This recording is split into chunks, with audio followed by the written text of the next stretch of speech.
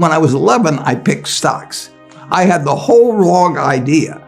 I was interested in watching stocks, and I thought stocks were things that went up and down, and I charted them. I read books on technical analysis. I read Edwards and McGee. I think that was the classic then, hundreds and hundreds of pages. And I read that whole thing over and over again. I read everything. And I thought the first 8 years, I thought the important thing was to predict what a stock would do and predict the stock market. And then I read Ben Graham, when I was 19 or 20. And I realized that I was doing it exactly the wrong way, but it didn't hurt that I had that background and everything. And I rejiggered my mind, and when I read the book, The Intelligent Investor, from that point, I never bought another stock. I bought businesses that happened to be publicly traded, but I became an owner of a business, and I did not care whether a stock went up or down the next day or the next week or the next month or the next year, and I didn't have any idea what it would do. I didn't know what the stock market would do, but I knew businesses. I'm a bright guy who's terribly interested in what he does. I've spent a lifetime doing it, and I've surrounded myself with people that bring out the best in me, and you don't need to be a genius in what I do. That's the good thing about it. If I went into physics and a whole lot of other subjects, I'd be an also-ran. But I am in a game that you probably need 120 points of IQ, But 170 doesn't do any better than 120. It may do worse, probably do worse, but you don't really need brains. What do you need? You need the right orientation. 90% of the people, I'm pulling a figure out of the air, but 90% of the people that buy stocks don't think of them the right way. They think about something that they hope goes up next week. And they think about the market as something they hope goes up. And if it's down, they feel worse. I feel better. And you think about? I think about what the company's going to be worth 10 or 20 years from now. And I hope it goes down when I buy it, because I'll buy more.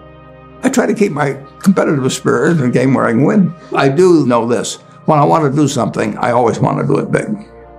I put my whole net worth in City Service Preferred, $114.75. And I've never, since that day, and March 11th, 1942, I have never had less than 80% of my money in American business. You can call them stocks. Or equities. But I see them as American business. I've owned a piece of American business, at least 80% at all times. I don't want to own anything else. I want to own a home and things my family wants and all that. But owning 5 homes doesn't mean anything to me, because I can be happy in one home, and there's a certain amount of things that go wrong with everything. And if I got 2 homes, I know I've got more problems and I don't have more happiness. What brings you the happiness? What makes me happiest is what I'm doing. I enjoy 2 things about it. One, I know I'll win over time. That doesn't mean I'll beat everybody else or anything like that. But I'm in a game that's very, very, very easy if you have the right lessons in your mind about what you're buying. I'm not buying stocks. I'm buying pieces of overwhelmingly American business. And I'm happy when I'm doing it. I'm happier when stocks are going down, because I can buy more of them with the same amount of money. I'd be happy if I was a farmer. I'd want farmland to go down so I could buy more acreage. It just makes sense. I'll tell you the second thing I really like. I like being trusted by people. I would rather do what I do with partners than do it sitting in a room myself, even though I might make more money that way. Let's pretend there is no stock market. Let's say I had to buy these privately, like you buy a farm privately, like you buy an apartment house privately. They're investments. So you're looking to say, what can I do with money I've saved to put it away so I feel good about getting it back later under any circumstances, but not necessarily on a given moment. But if I have a farm, it's going to take me a while. But people would be so much better if they actually didn't have a stock market in terms of buying businesses.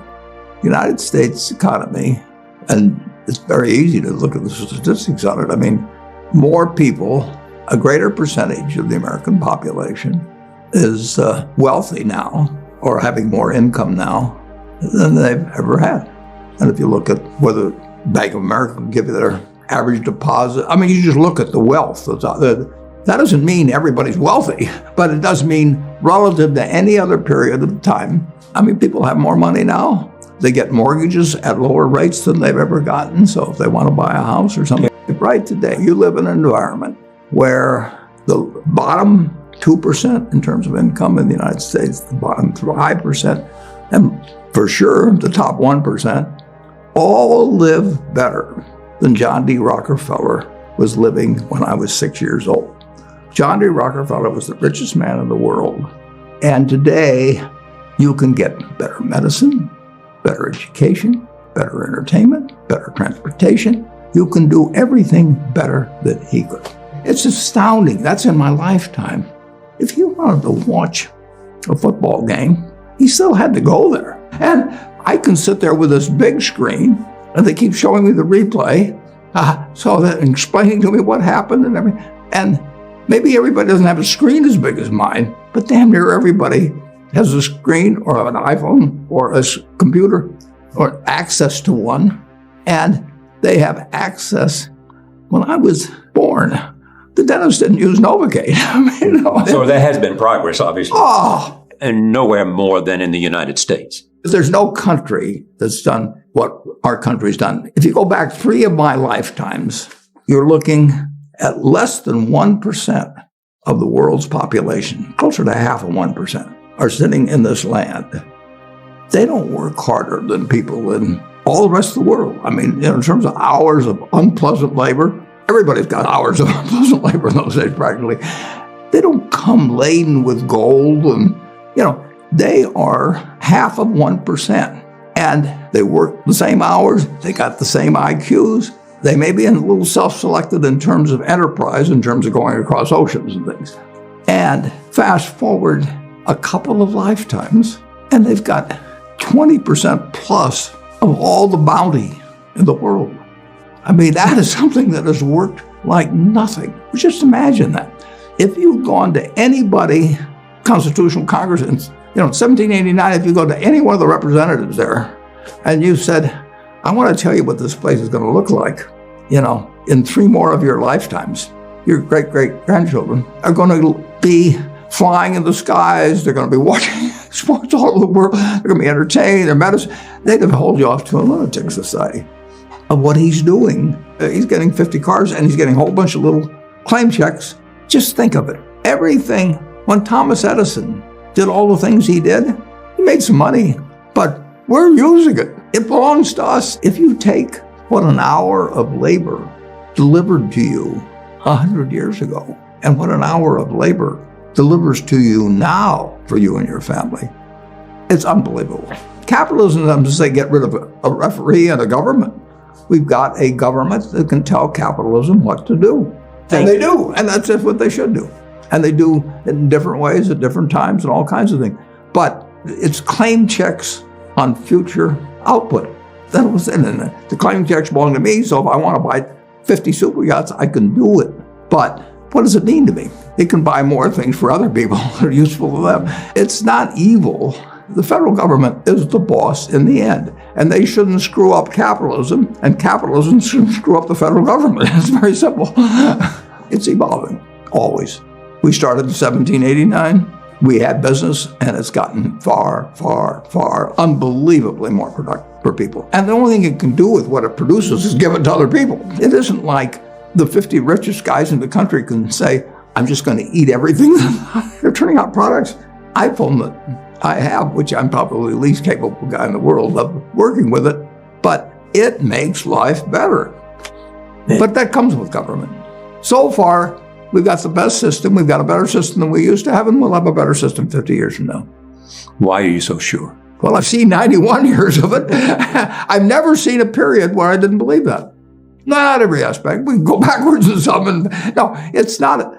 But it's unbelievable what has happened. I mean, just think of it. We've had a civil war. We've had a Great Depression. We've had all these things.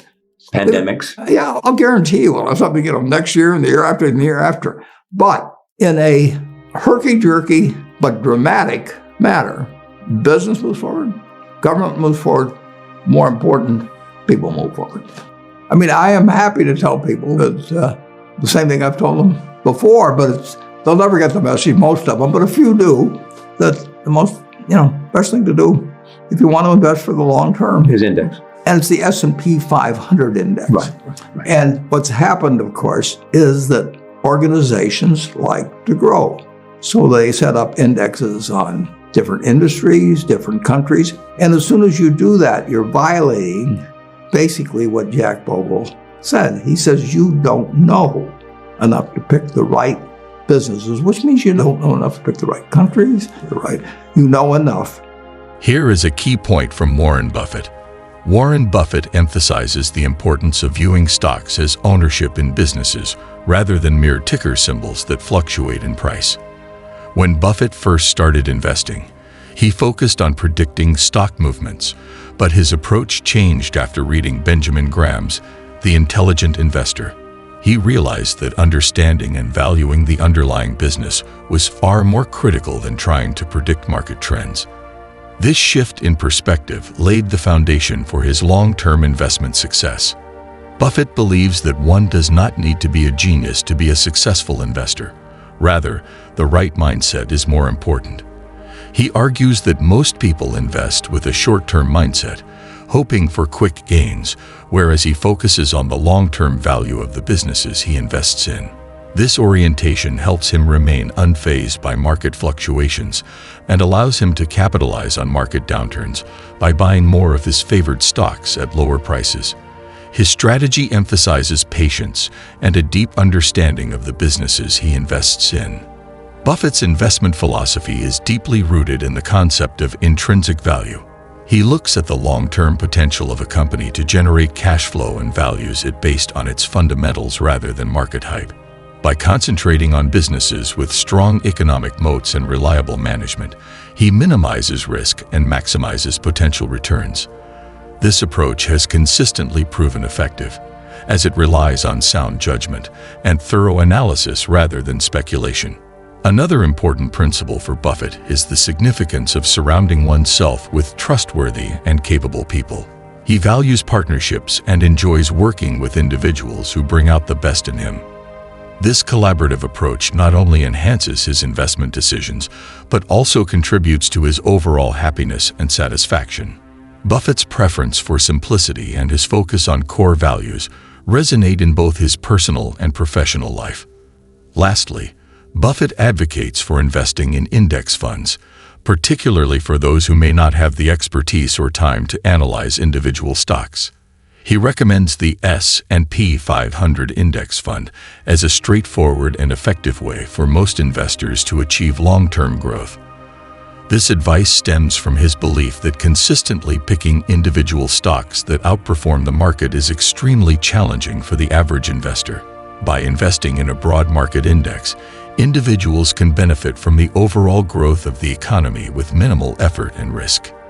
In summary, Warren Buffett's key points revolve around treating stocks as business ownership, adopting a long-term mindset, focusing on intrinsic value, surrounding oneself with good people, and considering index funds for broad market exposure. These principles have guided his successful investment career and offer valuable insights for both novice and experienced investors.